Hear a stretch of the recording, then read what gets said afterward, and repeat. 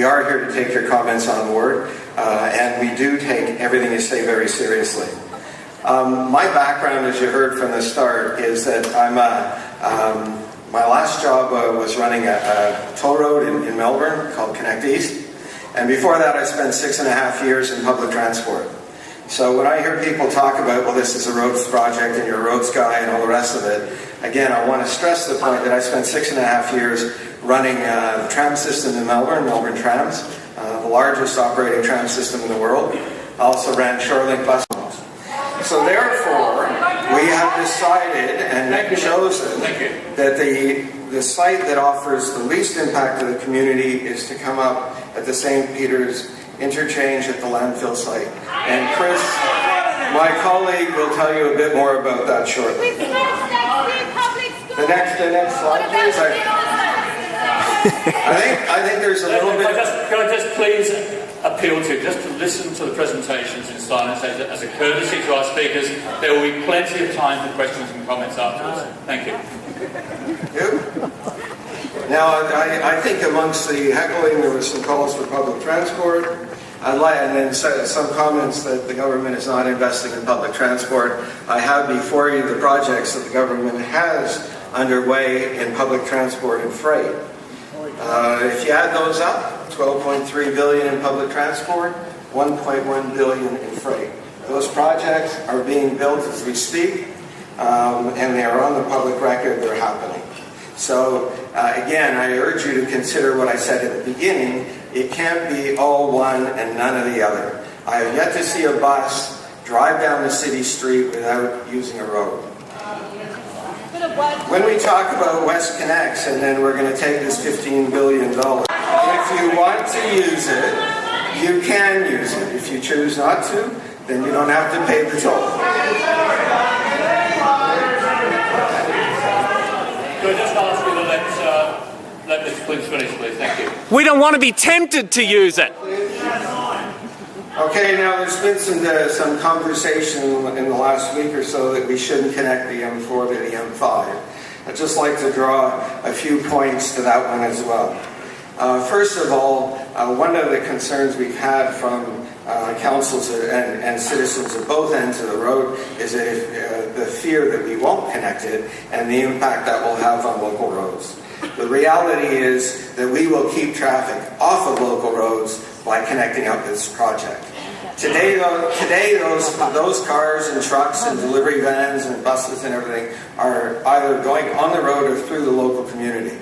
The plan of connecting up these two sections with the Stage 3 tunnel will ensure that people who are going to the north, going to Parramatta, do not do runs through your town. So when people are telling you it will take traffic off your local streets, it will. There are 1.6 million extra people coming to live in Sydney in the next 20 years. Where do you think they're going? How do you think they're getting to work? Where do you think they are living? They need... Yes. Can I ask you to let him finish? I support public transport, and as I've said repeatedly, I spent 6.5 years of my life working right in public transport. And the other, sorry, if you go back, the other thing to note is that what we will be creating with Stage 3 is effectively a western bypass to unload the eastern distributor, which by any count is now chock-a-block for about 13 hours a day. So we will put a western city bypass that future-proofs the city. The city has intentions to build another harbour crossing, and that harbour crossing will connect up with Stage 3 and Stage 1. That will provide people living on the North Shore the ability to go to Parramatta and vice versa. That will provide people the opportunity to go from the North Shore, the universities, down to the airport. It will provide the opportunity for freight to go to the ports. So we think that it needs to be done. Next slide.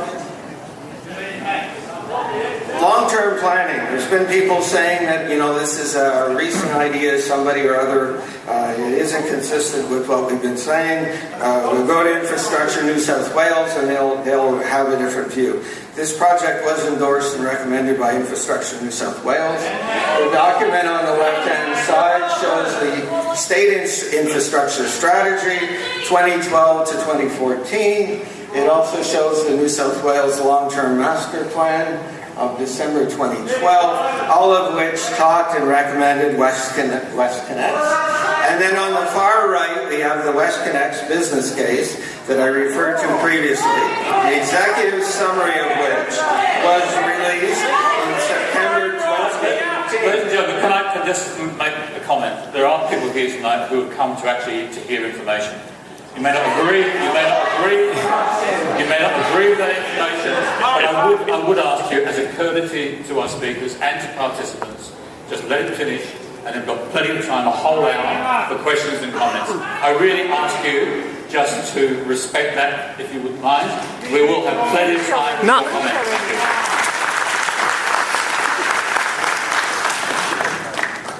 Now, I was at the business case. We're constantly being asked, why don't we release it all? As I said, we are procuring at the very moment 2 packages of work that are worth in excess of $8 billion. If we turn around and publish the details of all of that, we severely jeopardize our ability to negotiate proper contracts. We're also in the market for funding.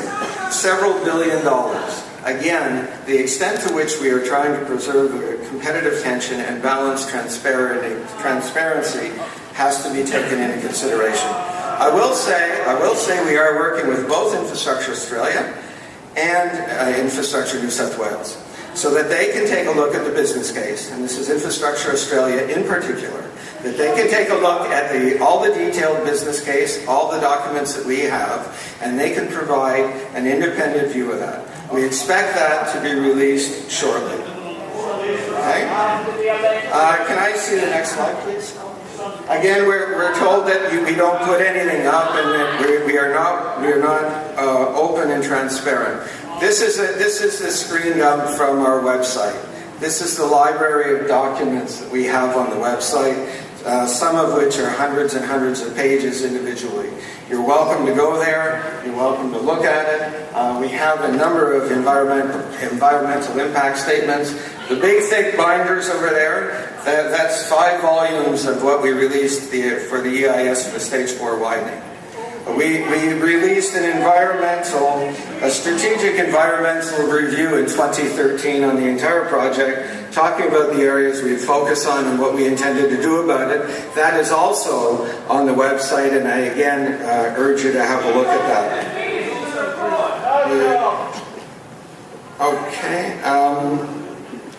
Okay, the next one, thank you.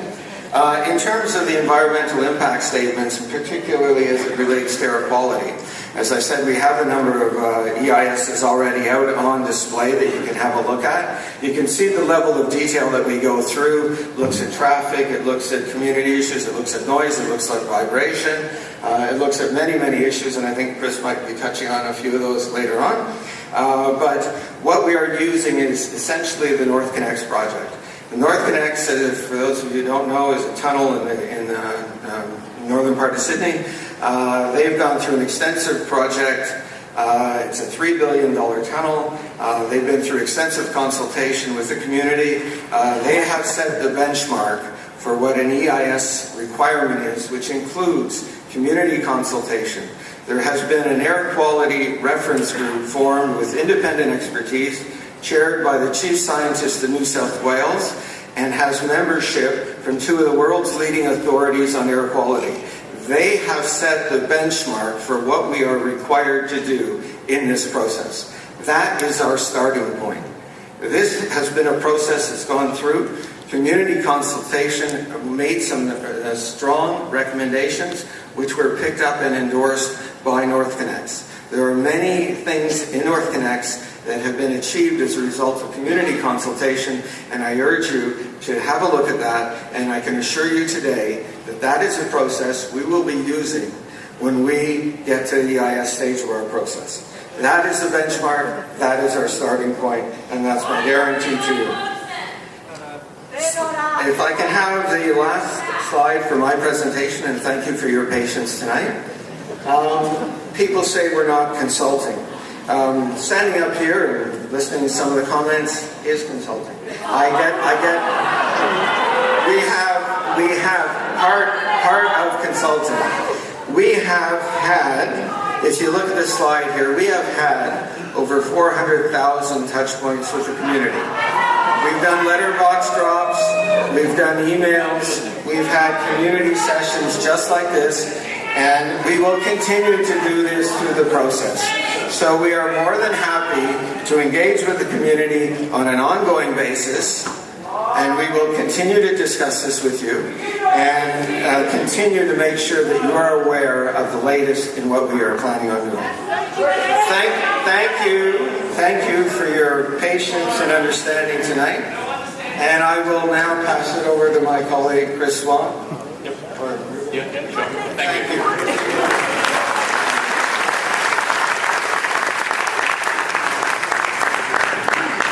Ladies and gentlemen, our second speaker this evening is Swann. Krista has had over 20 years' experience working in infrastructure and public-private partnerships. Chris joined Infrastructure New South Wales in 2011 and was appointed project director for the new M5 in early 2014. Ladies and gentlemen, welcome Chris Swann. I'll just ask again, when we come to question time and to your comments and questions, we promise you we will hear you in silence.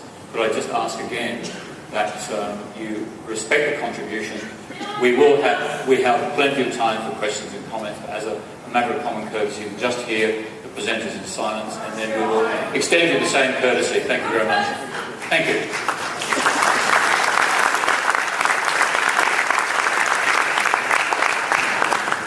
Answer the Herald allegations and stop giving us no job.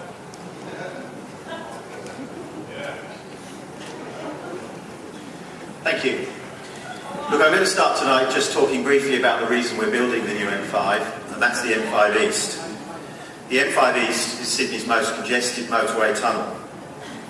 It was built too small, and it cannot accommodate the traffic volumes of over 100,000 vehicles every day, which results in drivers having to leave home at 5 a.m. to build the morning rush, regular congestion of up to 13 hours per day, and notorious tailbacks whenever an incident occurs. And when we look forward, we see population growth of 26% and jobs growth of 31% over the M5 corridor by 2031. The M5 East will simply not cope with the additional demand. Public transport should and will meet some of the growth, principally using the Airport East Hill sign, which has benefited from substantial investment in recent years. However, there are many journeys on the corridor which are inherently suited to roads, including freight, trades activity and trips away from major centres. The best advice we have from across government indicates much greater pressure on the road network under all plausible scenarios. This cannot be accommodated on the M5 East or on the existing road network. This is the fundamental challenge that underpins government's decision to construct the new M5 and relieve the unsustainable pressure on the M5 East. The new M5 comprises three core elements. The first, the upgrade of the M5 King George's Road interchange, where work will start in June this year. Second, the new M5 tunnels, and third, the St Peters interchange. The new M5 main tunnels will be around 8.5 kilometres long. This proposal avoids impacts on sensitive areas such as the Walleye Creek bushland corridor and suburbs along the corridor. The new tunnels will be flatter, wider and higher than the existing M5 East. The new M5 will link to the third stage of Westconnex, the M4-M5 link, the Sydney Gateway link to the airport and Port Botany, and also to the proposed southern extension into the F6 corridor. The decision to route the new M5 to St Peters was announced in the 2013 Westconnex business case and confirmed in May 2014 when the Australian government loan of up to $2 billion allowed the acceleration of the project delivery timetable. Traffic modelling showed us that a connection north of Sydney Airport would serve a wide variety of destinations and relieve pressure on the airport runway tunnel and the eastern distributor. After considering a number of options around St Peters, we identified the industrial area bounded by Canal Road, Burrows Road, Campbell Road and Princes Highway as the most suitable location for an interchange. As Dennis noted, the majority of this land has been used as the Alexandria landfill since the late 1980s. Together with adjacent roads and maritime land, the total area is almost 25 hectares. This gives us the space we need for a motorway interchange without impacting on valuable public open space, such as Tempe Reserve, Sydney Park, and minimises the need to demolish residential and industrial property. During the second half of last year, we completed a high-level environmental assessment of the landfill site to confirm its suitability and commenced an acquisition process. The New South Wales Government acquired the landfill site just before Christmas last year. We are currently undertaking a detailed environmental assessment of the site, which will be used to finalise our remediation plans. We are working closely with the EPA and the state's Waste Asset Management Corporation to ensure that the site is managed in accordance with all applicable environmental and industry standards. The St Peters interchange will serve an area of Sydney that's rapidly changing, with major new residential and commercial developments, particularly in areas such as Green Square, Alexandria and Mascot. Planning forecasts show within 20 years there will be over 50,000 additional residents and thousands of new jobs in the area. While everyone agrees high-quality public transport will be critical, it is inevitable that this growth will place significant additional pressure on a part of the road network that is poor even by Sydney standards. That's why our plans make provision for upgrades to key local roads to manage the changes in travel patterns as a result of Westconnex and address pre-existing pinch points around the St Peters area. The St Peters interchange will be constructed in a staged manner. As part of the new M5 in 2019, a set of motorway ramps will be provided that link to Euston and Campbell roads. Both these roads will be widened using land zone for road widening for many years. In the case of Campbell Road, an extension across the Alexandria Canal will be provided, relieving pressure on the congested Rickety Street Bridge. In subsequent stages of Westconnex, the Sydney Gateway will provide a motorway standard connection from the St Peters interchange to Sydney Airport and onwards to Port Botany. This will link our international gateways with the whole Westconnex system. We're in active discussions with the major landowners with a view to agreeing a concept design for the Sydney Gateway during the course of this year.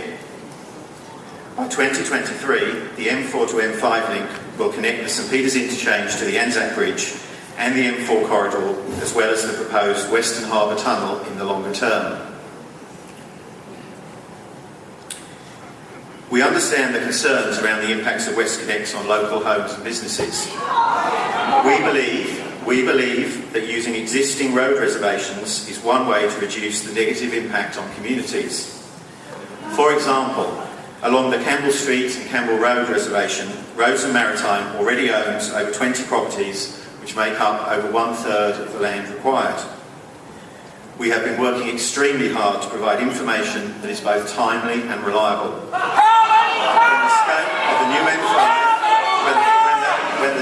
When the scope of the new M5 and the St Peters interchange was announced by the government on 4th of November last year, we door knocked and leafleted every potentially affected resident on the same day.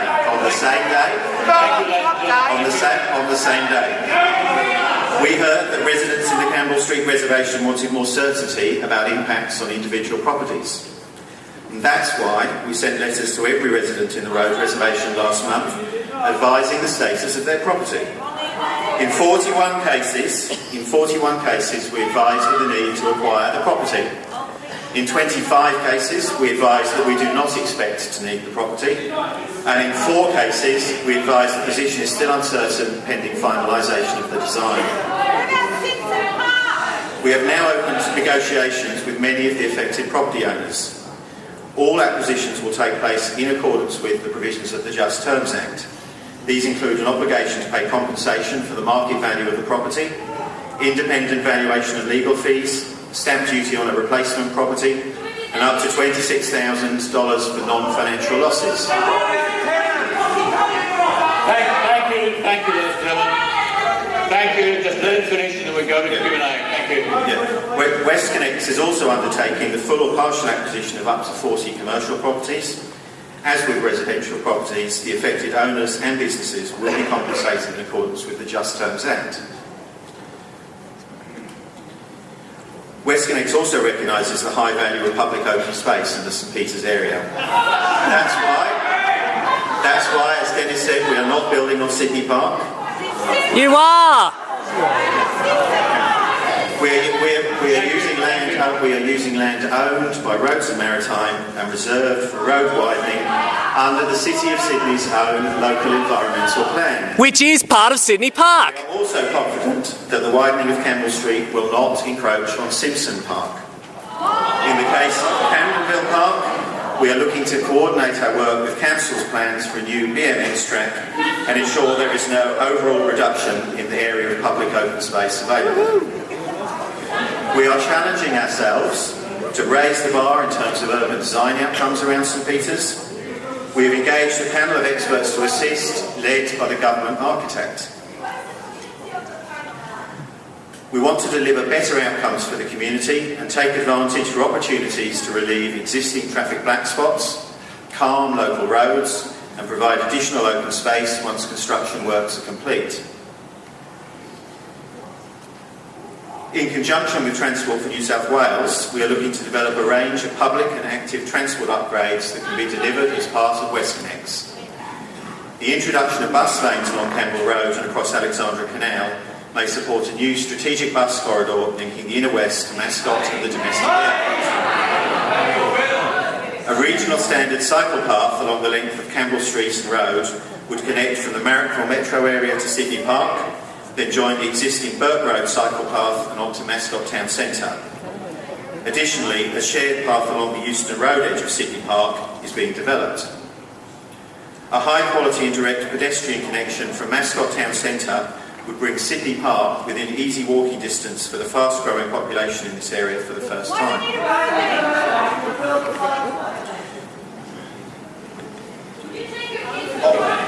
Ongoing improvements in technology are significantly reducing motor vehicle fleet emissions in Sydney each and every year. However, in recognition of the community's continuing concerns regarding air quality issues, the New South Wales Government has established the Advisory Committee on Tunnel Air Quality, chaired by Chief Scientist Professor Mary O'Kane, to assist in developing the most appropriate standards for the next generation of motorway tunnels in our city. The initial report of the committee, which is publicly available, was used by the Department of Planning in its recent assessment of the Westconnex motorway tunnel. Design work on the new M5 is assuming air quality planning conditions at least as stringent as those imposed on Westconnex across a range of measures including nitrogen dioxide, carbon monoxide and small particulate matter. Air quality standards will apply for both atmospheric and in-tunnel air quality. Atmospheric air quality in the M5 East corridor has been closely monitored since the late 1990s, and the Torella ventilation outlet is subject to an ongoing monitoring regime. Notwithstanding the very high traffic levels in the M5 East, the Torella facility has an outstanding record of compliance with air quality requirements, including in its conditions of approval. We are currently installing 7 new air quality monitoring stations, including 3 in the St Peters area, to provide reliable baseline data against which any impacts from the project can be measured going forward. The Westconnex route, including the new M5, has been developed by the New South Wales Government based on extensive strategic traffic modelling of the Sydney Metropolitan Road network. The Westconnex strategic traffic model uses estimates of future travel patterns sourced from the Bureau of Transport Statistics. The BTS data is based on inputs such as population growth, job growth, and results of the annual Household Travel Survey. It is adjusted to take account of forecast growth in traffic at Sydney Airport and Port Botany, and public transport projects such as the South West Rail Link, North West Rail Link, and Sydney Rapid Transit. The strategic model indicates underlying traffic growth on the Sydney network of around 1.5% each year. We are now in the process of undertaking detailed operational traffic modelling around the St Peters area. This type of modelling allows us to better understand the operation of the network at a street-by-street level. This modelling considers both general traffic in the area, which is the great majority, Thank you. as well as traffic travelling to and from Westconnex. The results of this work today give us a high degree of confidence that road network performance around the interchange will not be adversely affected by Westconnex. Our key points.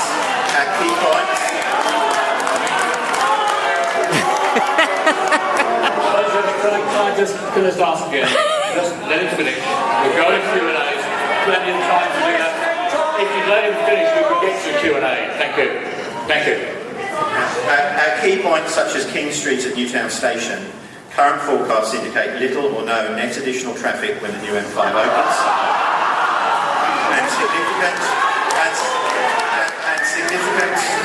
and significant traffic reductions when the M4 to M5 link opens, compared to no Westconnex scenarios. Once the work is completed, traffic forecasts for the project will be included in the environmental impact statement.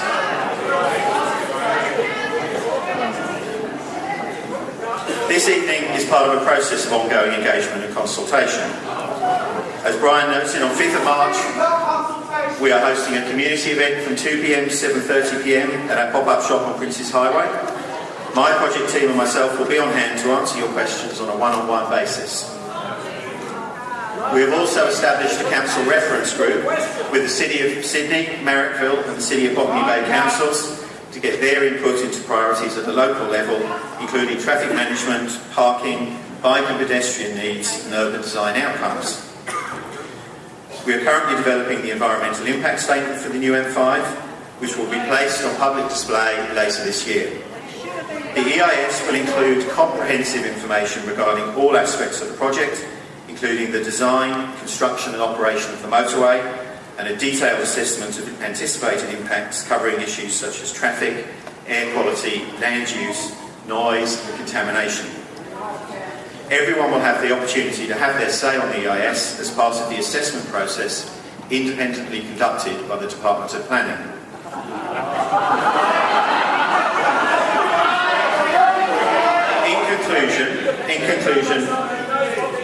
In conclusion, we are excited about the benefits that Westconnex will bring. Faster, more reliable journeys for everyone who uses the M5. Improved functionality of the road network in St Peters and across South Sydney. And support for strong economic growth across New South Wales. We look forward to engaging with you further as the project moves forward. Thank you. Boo! Boo! Rubbish! Boo! Ladies and gentlemen, the balance of the time we have together is very much over to you. My closest will be I'll just take hands in the air. We'll distribute some numbers so we make sure everyone gets the opportunity to either make a comment or ask a question. I promise you we'll hear your questions. Do you have anything else to add to the question? Anything else to add to the question? No, I don't. No, thank you. That's all. Thank you. Yes, I'm also concerned about whether there'll be a clearway on Edgware Road and Euston Road, and I'm particularly concerned that the information sheet that was put in our mailbox had contained inaccuracies, like saying that they weren't going to buy the interchange site till midway this year, and it was bought at the end of last year. So I want to know what plans are in place for clearways at the exit ramps, and why were there so many inaccuracies in the information sheets that were handed out, and why can't an independent team of accountants look at this business plan, even if they sign a confidentiality agreement, and then say yes or no, is there a business case? Thank you. Thank you. Thank you for that, and that's what I referred to when I said that Infrastructure Australia has been going through all of our documentation, and they are looking at that. They have engaged external resources as well, independent accounting firms, as you say, and we are waiting for their output from that. We expect that to be given in the very near future. So on that point, we are in the process of doing just that, and as soon as we have that, we'll release that information to you. Thank you. So Infrastructure Australia is an independent body. thank you, gentlemen here. What about Enmore Road? Sorry, just a question about the information in the brochure. Do you want to respond to that? I'm sorry, I don't know which inaccuracies you're referring to, which notice you're talking about in the letterbox. Look, if you have that brochure, then I'll ask Ed Scully, who looks after our communication team, to discuss the contents with you. Happy to do that. Gentlemen here. Thank you. On Enmore Road, what about the Thank you, gentlemen here. Thank you. Clearway. Thank you. Answer the Edgware Road, answer Thank you, it. ladies and gentlemen here. Answer the question! Answer the question. Thank you. Answer the Thank you, sir. question! Answer the question. Answer the question! Thank you, sir. There was a question. There's a question already, man. Answer it. Okay. Thank you. I don't think they're going to answer the question. That's the impression I'm getting. Ask it again. The ones that move on. Look, I'm a local resident and I'm just interested to know how many lanes wide Campbell Street will actually be. Can you confirm that it's actually going to be 6 lanes wide? Campbell Street will have 2 general traffic lanes in each direction. And the bus lanes? The bus lane, if the bus lane is desired by Transport for New South Wales, Hold on. the bus lanes will be provided on the Campbell Road section, so from Princes Highway down to Burrows Road and across the Alexandra Canal, and that would be in addition to the 2 general traffic lanes in each direction. So that's 6. So we're really clear about the number of lanes. But just to clarify, the section of Campbell Street between Princes Highway and Unwin's Bridge Road is intended to be 2 general traffic lanes in each direction, no bus lanes. Thank you. Thank you. Who's got number 4, please? Thank you, gentlemen here.